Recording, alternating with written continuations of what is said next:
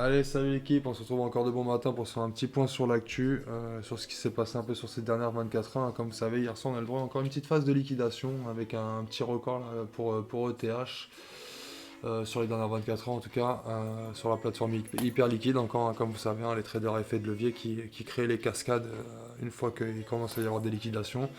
Donc ça s'est passé pendant le discours de Trump. Donc en plus, je sais même pas pourquoi le marché a réagi de façon aussi bearish, sachant qu'il a évoqué un peu voilà, le fait qu'il allait résoudre le conflit entre Russie et Ukraine et qu'il était en contact avec Poutine pour organiser justement une réunion en Hongrie avec lui très prochainement, qui s'entendait bien avec lui. Bon, il a un peu clashé à un moment donné, il a dit qu'il avait un QI bas ou quelque chose comme ça. Mais sinon rien de bien méchant. Et puis il a parlé également des tarifs douaniers avec la Chine, que c'était en bonne voie pour trouver des accords, qu'il était avec des interlocuteurs chinois justement pour régler un peu tout ça, et qu'ils allaient travailler plutôt ensemble main dans la main plutôt que se tirer la bourre. Donc il y avait des news plutôt bullish. Bon après le marché il a décidé de liquider un peu voilà, de positions longues, hein, forcément. Il y a eu des sortes de revenge trend lors de la dernière liquidation, hein. Forcément les gens qui ont perdu pas mal, ils ont voulu se rattraper assez vite, donc racheter la mèche. Donc là, ils sont en train de liquider un peu tous les gens qui sont rentrés donc sur la mèche qu'on a eu la dernière journée. D'ailleurs, on voit que bah, hier, sur les dernières 24 heures, on a eu un petit record pour ETH avec de fortes liquidations, notamment bah, sur les paires liquides avec une valeur de 20 millions. Il y a eu en tout sur les dernières 24 heures donc 208 000 traders liquidés, portant un total de 722 millions de dollars.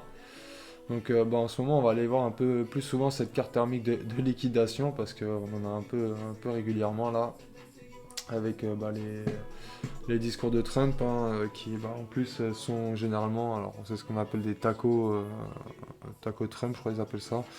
Et en gros, bah, ça signifie que Trump il dit des choses voilà, de façon assez agressive et que derrière, bah, généralement, maintenant, finalement, tout va bien. Donc voilà, ça peut être considéré comme de la manipulation de marché, hein, sachant que voilà, il connaît l'impact qu'il peut avoir à chaque mot qui sort, un peu comme Powell. Sauf que lui, il n'hésite pas à dire les termes et à faire plier le marché. Voilà. Alors, au profit de qui, ça, je pourrais pas vous dire, hein. Voilà, on va pas rentrer dans les théories de complot et autres, mais c'est vrai que c'est assez étrange quand même. Regardez la bougie de liquidation qu'on a eue, hein, donc c'est pas pour rien que c'est un record, hein. Vous voyez hein, qu'à chaque fois les liquidations ça tourne vers ces eaux-là. Là on a atteint un record monstre donc vendredi dernier. C'est juste incroyable et quand vous regardez bah, justement les bougies d'hier, elles sont quand même assez faibles, donc voilà, on n'a pas eu une grosse liquidation. Cependant, voilà, le BTC a voulu chuter peut-être davantage. Après, moi, ce qui me rassure, c'est que le TH est venu enfin chercher la position que je vous avais montrée hier, donc dans la dernière vidéo et que j'ai partagé également dans le groupe. Donc vers les 3815, 3820, voilà, en gros des 3800 à 3830, pour être plus exact. Et on ira voir juste après le graphique. En tout cas, au niveau de bah, notre indice de peur et cupidité, forcément, on est toujours dans une zone voilà, de peur. Donc ça reste des zones intéressantes pour acheter, je pense. Après, plutôt en spot, hein, si vous maîtrisez pas trop le trading et voilà, tout ce qui est trading crypto et autres. Vous frottez pas trop au marché.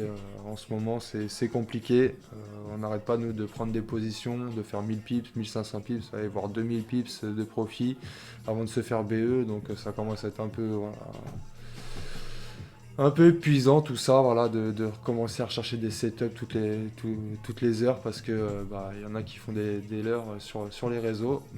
Mais bon, c'est comme ça. Après, au pire, c'est pas grave, ça fait des profits réguliers et bah, on fait attention, on sécurise assez rapidement généralement les trades. Bah, même celui que je vais vous montrer dans quelques instants. Voilà, si vous vous réveillez avec la vidéo, n'hésitez pas à protéger votre trade et à le mettre à BE. De toute façon, je vous partagerai le message dans le groupe.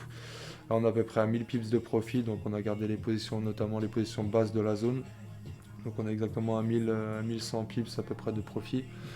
Donc n'hésitez pas à protéger, récupérer une petite partie des profits hein, comme d'habitude, et puis on va laisser courir le reste. Là, il est quand même sur une bonne dynamique, il est en train de réintégrer le canal, il a fait un petit fake breakout. Bah, vous allez voir dans quelques instants. On va aller se diriger vers notre altcoin season index qui est toujours aux alentours des 50%. Donc pour l'instant, voilà, on voit que les alts, hein, de toute façon, lors des chutes, ils tiennent plutôt bien quand même, je trouve. Ils tiennent leur zone, ils plient pas trop. Donc c'est plutôt intéressant. Il n'y a vraiment que le Bitcoin qui a des variations de prix assez énormes. De toute façon, on va aller voir tout de suite sur la bubble map. C'est des volumes voilà, de 83 milliards, donc on est quasiment aux 100 milliards. Hein. Les pics qu'on a atteints ces derniers temps, c'était vers les 95 milliards, hein, notamment vendredi dernier. Donc voilà, on est quand même sur des forts volumes sur 24 heures, avec un ETH aussi également à 43 milliards, hein, forcément avec les liquidations qu'il y a eu, ça rajoute un peu de pesant là-dedans. On a quoi? On a XRP 6 milliards 89, BNB 4,20, Solana 10 milliards, très intéressant aussi, hein, Solana qui tient bien ses zones aussi. Donc voilà, on a un marché qui est pas très très beau, hein, je vous le cache pas, sur les dernières 24 heures. Cependant, on a une petite reprise dès ce matin, donc j'espère que ça va se confirmer et que ça sera le biais de la journée. On va aller voir notamment d'ailleurs comment dire, les news qui nous attendent, si jamais elles sont publiées, bien sûr, hein, parce que c'est pareil, en tant que le marché du travail, elles ne seront pas publiées. Hein, il y a toujours le shutdown qui est pas levé pour l'instant. Donc on aura juste l'inflation en zone euro, d'ailleurs, qui serait en hausse. Donc attention, hein, si vous tradez l'euro USD, notamment. Ça peut être une news qui pourrait impacter votre graphique et le prix de l'euro USD. Au niveau des news que je vais faire un peu régulièrement aussi maintenant dans mes vidéos, c'est qu'on fera un petit tour sur Twitter, parce qu'il y a quand même pas mal de news qui tombent sur Twitter, et c'est quand même assez intéressant, je pense, de vous montrer un peu les dernières news qu'on a, en passant par Twitter, hein, parce que l'essentiel des news que je vous partage, en tout cas dans le Discord, viennent de Twitter, donc voilà, je vais faire le petit tour par là, ça sera plus simple plutôt que de vous les épeler et vous les énoncer un peu comme ça.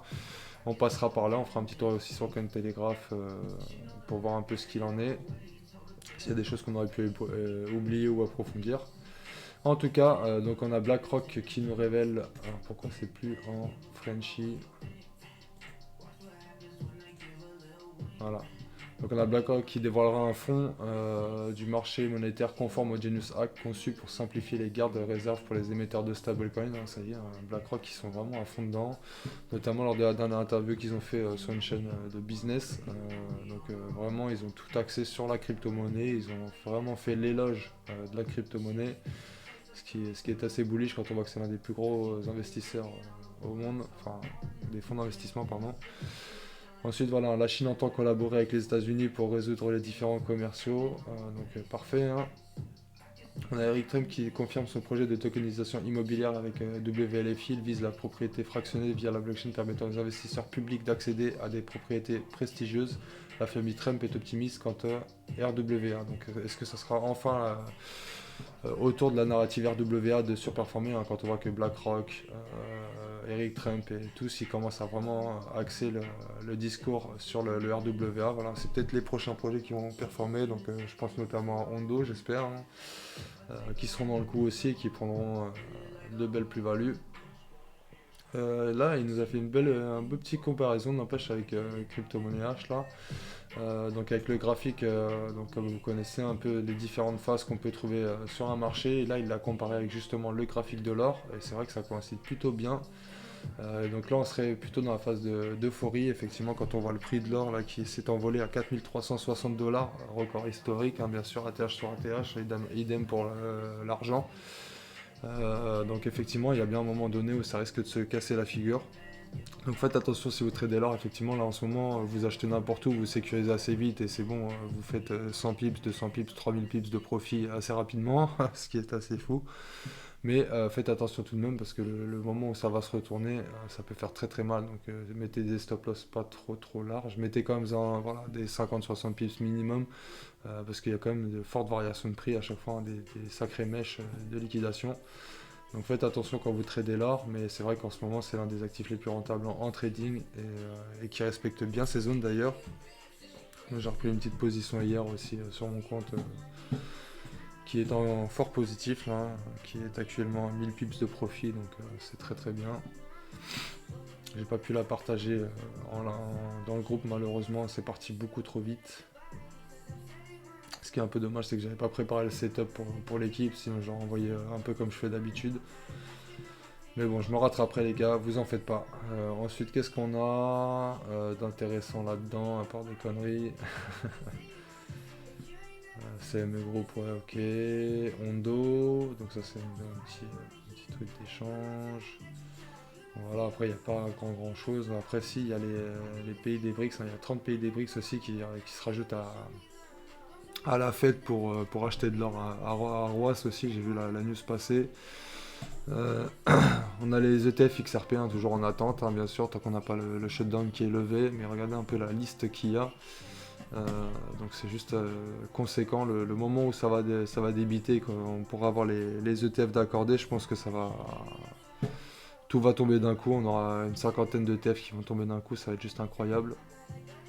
Ensuite, là, on a un beau petit graphique. Donc il nous montre justement les différents beer traps. Donc là, est-ce qu'on serait pas sur la troisième all season? Donc là, il est sur le Others, hein, ce qui est l'ensemble des alts. Euh, voilà, il pense que justement, bah, en plus je vous en ai parlé l'autre jour de cette mèche là qui est venue liquider cette zone. Derrière, c'est parti to the moon. Ça s'est répété un peu sur les différentes phases qu'on a eues lors des derniers cycles. Après là, c'est un peu plus important que les fois dernières vu qu'on a beaucoup plus de liquidité sur le marché. Mais effectivement, on pourra avoir aussi un prix qui décolle incroyablement haut pour les alts. Donc on espère tous que ça va arriver en tout cas. Moi je suis assez confiant, je pense il a plutôt raison dans son analyse. Il faut rester optimiste et justement voilà, est-ce que c'est pas la dernière phase de peur avant que le marché explose, hein. Comme je vous ai dit, hein, il y a BlackRock qui parle de tokenisation, WLFI, etc. etc. C'est pas pour rien. C'est encore dans les petits papiers de tout le monde, hein. Il y a tout le monde qui est bullish là-dessus. On a également en France, alors là c'est pas la news en question, mais la motion de censure a été rejetée tout à l'heure, ça je vous le dis en bref. Maintenant on va patienter un peu voir comment se comporte le marché. Moi je suis pas trop inquiet là-dessus. On va essayer de se positionner au max pour faire du profit, hein, y a pas de sujet. En tout cas voilà, on a fait notre petit tour sur Twitter. Dites-moi dans les commentaires, hein, si ça vous plaît justement qu'on fasse ce petit tour là aussi, hein, des petites news comme ça, qu'on discute un petit peu pendant la vidéo, ou si vous voulez qu'on en vienne plus au fait et juste au graphique. Donc n'hésitez pas à lâcher un petit commentaire là-dessus, l'équipe. Ensuite, donc, dans les news, c'est des news qu'on a parlé, hein, China Merchant Bank, on en a parlé hier, donc qui passe par BNB. Le marché des NFT se redresse avec une perte de 1,2 milliard de dollars lors du crash crypto, forcément de vendredi, ils ont pris aussi. On a Ripple aussi qui s'allie à Absa pour proposer une conservation crypto de niveau bancaire en Afrique du Sud. Donc il se développe très très bien. Et Afrique du Sud aussi, hein, les gars, pour rappel, c'est un des pays membres des BRICS, hein. Donc là, ça confirme vraiment que Ripple et XRP travaillent étroitement avec les BRICS. Donc est-ce que ça serait pas le grand gagnant, hein, qui serait en partie américain et en partie pour les BRICS? Donc je l'espère, en tout cas c'est pour ça que moi j'ai la conviction que ce projet ira loin en tout cas. Ensuite on a la création aussi d'un stablecoin en zone euro, donc ça y est enfin, et en plus c'est français, ils se rendent compte que ça y est, hein, tous les stablecoins là ils sont adossés au dollar, donc forcément ils veulent rivaliser en Europe. Et en plus ça serait conforme à la loi MiCA, donc voilà, est-ce que ça porterait pas l'élan pour le reste des acteurs crypto en Europe? Ça serait plutôt bien. Le PDG de Ripple qui appelle à une égalité de traitement entre les banques traditionnelles et les entreprises crypto. Voilà, pareil, Brad Garlinghouse qui est toujours sur les plateaux télé, etc. C'est pas pour rien, je pense. D'ailleurs, je sais pas où s'en est leur demande pour être entre guillemets une banque. Ça serait bien. Or, Bitcoin qui est actif pour protéger votre argent en crypto en 2025. Là c'est pareil, hein, on a Powell qui aurait pu y répondre mais qui n'a pas voulu y répondre hier pendant sa petite intervention. Avant-hier pardon. Donc forcément la hausse des tarifs douaniers qui a fait que le marché s'en l'a vu. Voilà, on va pas s'éterniser là-dessus. N'hésitez pas à aller faire un petit tour sur des sites comme ça. Il y en a plusieurs, hein, je peux vous les partager, il n'y a pas de souci. Pour lire un peu les news, c'est toujours intéressant de savoir un peu ce qui se passe sur le marché. On a Bitmain, hein, qui détient 3 millions d'ETH et continue sa quête des 5% de l'offre totale ETH. Donc ça c'est pareil, c'est ultra bullish. Mara Holding, comme vous savez, qui a acheté récemment 46 millions de BTC. Je suis désolé, j'ai la gorge qui gratte. En plus de ça, ils ont fait ça un dimanche, il me semble. Donc voilà, on a fait un peu le tour du marché là pour l'instant. Investing, donc on a vu qu'il n'y aurait pas d'annonce aujourd'hui, hein, donc c'est pareil, hein, toujours dans le flou au niveau des annonces, donc c'est pas forcément bon pour le marché. Au bout d'un moment ça va peut-être se répercuter, on le verra bien. Mais pour l'instant, tant qu'il n'y a pas le shutdown qui est levé, ce sera peut-être d'ailleurs le catalyseur pour repartir à la baisse sur le gold. Si on a le conflit russo-ukrainien qui est réglé, les tarifs douaniers qui sont réglés et le shutdown qui est levé, on pourrait avoir la phase d'euphorie du gold qui s'arrête et un bon petit retracement. Après, je pense que sur le long terme, ça reste quand même un investissement très correct, hein. Peu importe où vous achetez, je pense que dans les années à venir, ça restera quand même haussier. Je parle en physique, bien sûr. C'est pas possible ça. Ah. Est-ce qu'on a été faire un petit tour sur Bubble Map? On a été voir. Pour rappel aussi, hein, n'oubliez pas, dans quelques jours là, seulement le airdrop, hein, qu'on attend tous de Midnight. Enfin, je suis peut-être encore le seul à l'attendre parce que je le vois plus trop sur les réseaux en ce moment. Mais dans 3 jours, on aura donc le airdrop de Midnight. Donc n'hésitez pas à venir me demander comment y participer, comment être éligible à ça. C'est assez simple. J'espère que les récompenses seront assez folles et qu'on arrivera à bout justement et qu'on tombera pas justement dans cette phase encore bearish à liquider tout le monde au moment où le token sort, bien sûr.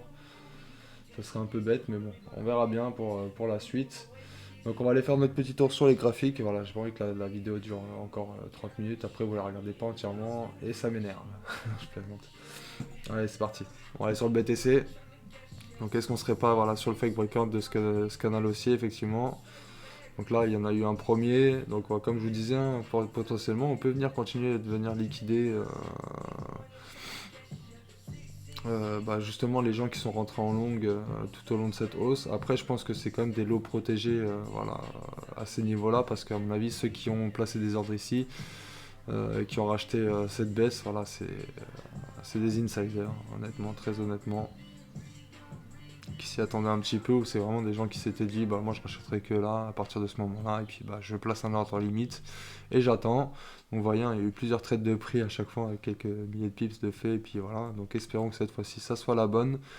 En tout cas, si vous n'êtes pas dedans, je vous replacerai bien sûr un setup. Là, si on vient casser ces plus hauts là, ça pourrait être intéressant de placer un petit Fibo et se replacer, hein, forcément sur la correction, faire une sorte de petite épaule tête-épaule d'ailleurs qu'on commence à entreapercevoir en 30 minutes, donc ça pourrait arriver également en horaire, etc.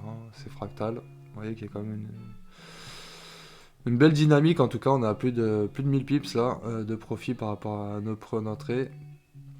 Donc n'hésitez pas à vous protéger, hein, lorsque vous voyez la vidéo, hein, comme je vous ai dit au début de celle-ci.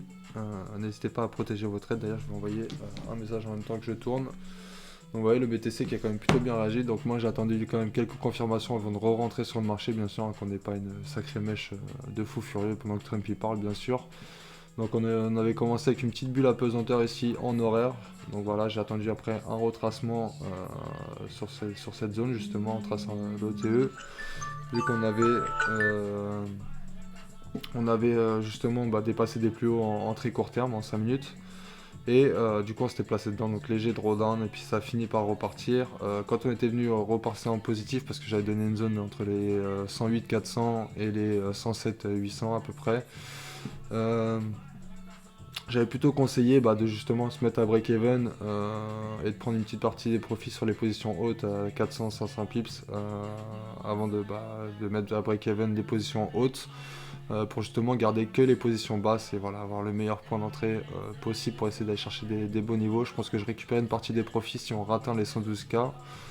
Et bien sûr, après on va essayer d'aller chercher les TP que j'ai placés auparavant. Donc voilà, je peux retracer la zone. Pour l'instant, tant qu'on ne l'a pas touché, les gars, ce sera toujours le même objectif pour moi. C'est 114-115 000. Et après, on essaiera d'aller chercher des plus hauts pour un TP2. Donc pourquoi pas 119 000. Et derrière, on essaiera d'aller chercher pourquoi pas ce range aussi là qu'on avait eu juste avant le crash.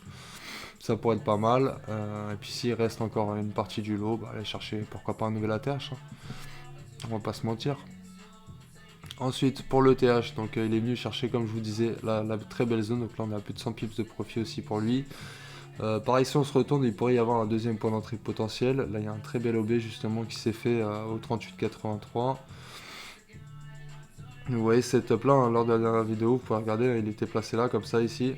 Donc je vous avais dit, hein, attendez le retour dans cette zone pour racheter, pourquoi pas si on revient. On avait frôlé en plus le TP1, j'étais un peu dégoûté pour 15 pips. On avait frôlé le TP1, on est venu retracer jusqu'à cette zone là. Vous voyez que derrière la zone a très très bien réagi. Donc c'est parfait, j'espère que vous avez pu rentrer, en tout cas voilà, c'est pour ça que je vous ai préparé les setups à l'avance bien entendu. On était toujours dans notre zone OTE, on avait pris la convergence avec justement cette OB bullish. Donc ça faisait un point d'entrée clairement idéal. Donc si jamais on recasse des plus hauts, voilà, après tracez votre petit fibo, attendez un petit retracement, rentrez et accompagnez le mouvement. Très clairement, je vous le recommande fortement.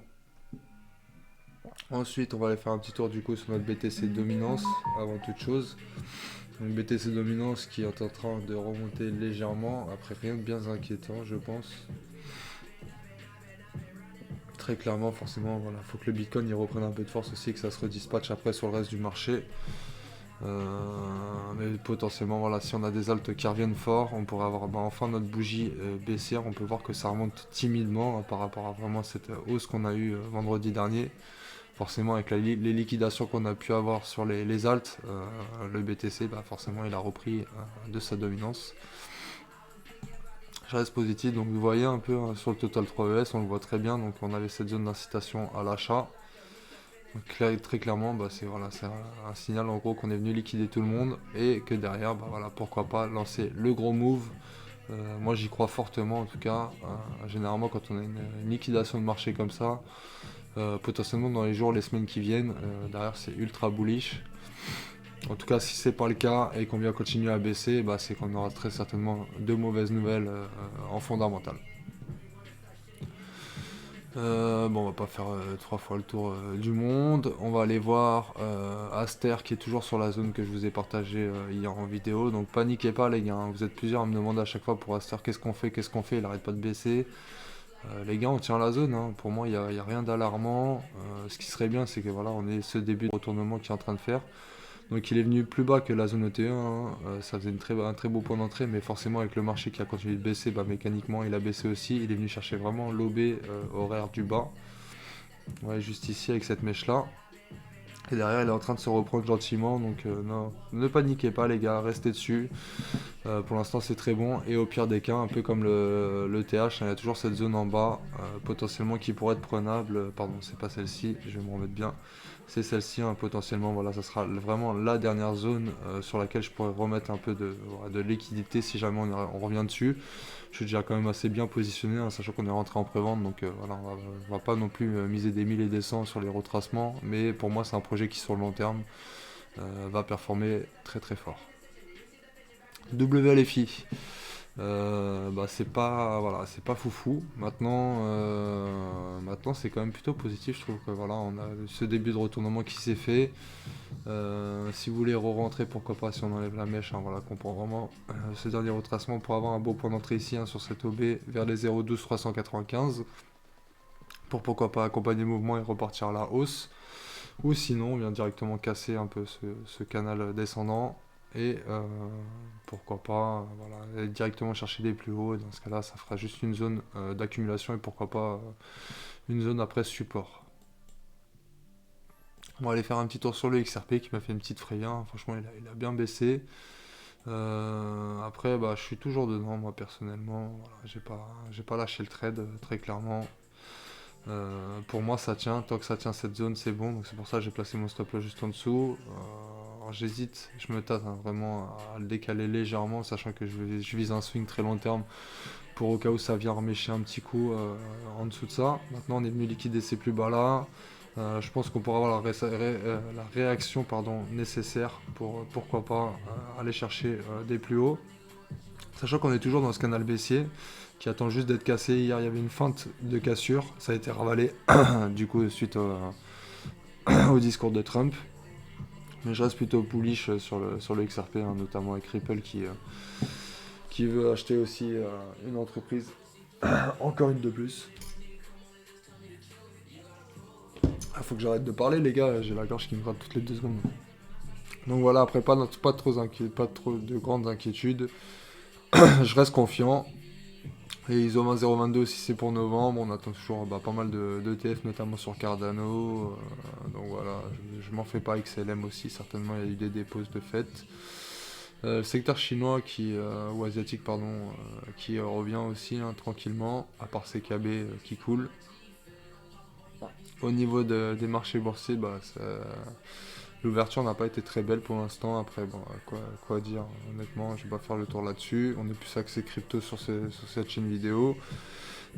Sinon, on fera un petit tour, pourquoi pas en live tout à l'heure, dans l'après-midi. Ça sera avec grand plaisir. Le setup de Link qui tient toujours, hein, je vous l'ai partagé hier dans le groupe également. Donc pour moi, c'est une zone qui tient toujours. Voilà, faut que ça tienne en tout cas. Si vous voulez rentrer dedans, pourquoi pas. Moi, je suis encore positionné dessus. Je pense que Link il devrait pas tarder à décoller. Je l'espère bien en tout cas. Vous voyez qu'il y a eu quand même cette petite bulle apesanteur en 4 heures aussi. Donc forcément, le temps que ça se mette en place. Si vous prenez par exemple des setups en daily, ça mettra plusieurs heures, plusieurs jours à se mettre en place, des weekly, plusieurs semaines même des fois. Et plus vous réduisez les time frames et plus vos setups se mettent en place rapidement. Je vais finir là-dessus d'ailleurs, ou un petit tour vite fait sur le Solana, on est à 26 minutes, voilà, je vais finir par faire la même vidéo que d'habitude. Au final, vous voyez, je vous avais partagé la zone juste hier en vidéo pour aller vérifier. On a pile poil réagi dessus, c'est pareil, hein. Donc maintenant let's go. Vous pouvez attendre pourquoi pas le petit retour contact à court terme, parce que là je suis en 4 heures. Mais voilà, n'hésitez pas à rentrer dessus si jamais on casse ces plus hauts là. Attendre un petit retracement pour pourquoi pas accompagner le mouvement un peu comme sur Ethereum. En tout cas, on serait sur une belle dynamique là si jamais on y revient. Et voilà, ça sera tout pour moi et pour cette vidéo. L'équipe, j'espère qu'en tout cas cette petite vidéo vous a plu. Si c'est le cas, n'hésitez pas à liker et puis justement à me dire aussi en commentaire ce que vous souhaitez pour les prochaines vidéos, à me dire vos actifs, que j'axe un peu plus là-dessus. Et puis sinon on se retrouve dans le Discord ou sur le live Twitch tout à l'heure dans l'après-midi. Voilà, maintenant que j'ai réglé un peu mes soucis, hein, comme je vous ai dit hier dans le groupe, j'ai crevé tout simplement hier sur la route. Donc voilà, je voulais faire un live et finalement après j'étais dégoûté, le temps d'attendre la dépanneuse, etc. Donc ça me prenait du temps et puis après là j'avais un peu la flemme, je vous cache pas, hier soir quand je suis rentré. Donc voilà. Cela dit, tout sera disponible dans le Discord et je tiens actif le Discord même dans ces périodes justement de galère. Il n'y a pas de souci pour ça. Voilà, je voulais juste venir un peu sur le Doge aussi. Effectivement, il est toujours sur une belle zone le Doge. Hein. Tant qu'il tient cette zone, c'est plutôt bullish. Donc là, est-ce qu'on n'aurait pas un autre petit fake breakout aussi pour aller chercher des plus hauts? On verra bien. Doge qui a aussi pas mal d'ETF. Donc ça serait une grande première, un ETF en plus sur un même coin. Et ça pourrait lancer justement des ETF sur les mêmes coins, sur d'autres projets même coin, sur ceux que vous affectionnez. Je viens de voir dans la barre juste en dessous, il y a Polygon Matic où il n'y a pas le prix. Qu'est-ce qui s'est passé pour eux? Ils ont coulé? Le projet est dead? Attendez. Parce que là, ça m'intrigue, du coup, je viens de voir ça là en regardant le retour vidéo. Donc c'est Paul, je crois, hein, Paul USD. Ou c'est juste un souci peut-être ou qu'il a été enlevé de l'exchange parce que je crois que les indices que j'ai en bas c'est du TradingView. Alors je sais pas sur quel exchange ils le prennent. On a 0,18, effectivement il a bien coulé la dernière fois mais il est toujours en vie. Attendez, je vais peut-être prendre un autre graphique que ça. Il est revenu à 24 août.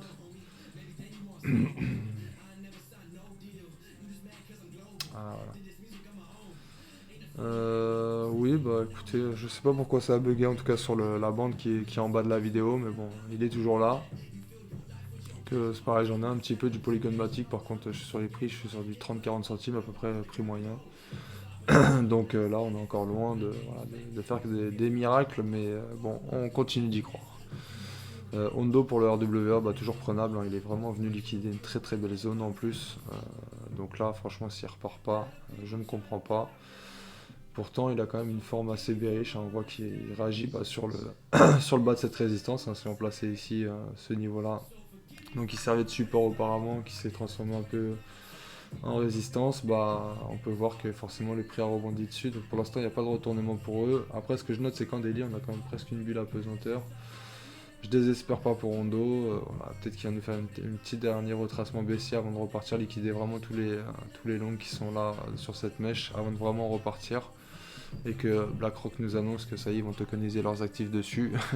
Après, ils parlaient également en parallèle d'un projet perso à eux, donc je sais pas trop. Donc voilà l'équipe, ça fait 30 minutes, je vais vous laisser là, sinon comme je vous ai dit, vous n'allez pas regarder la vidéo. Allez, passez tous en tout cas un agréable vendredi. Bon courage à ceux qui travaillent, et puis bah, on se retrouve tout à l'heure pour le live l'équipe. Allez, ciao ciao.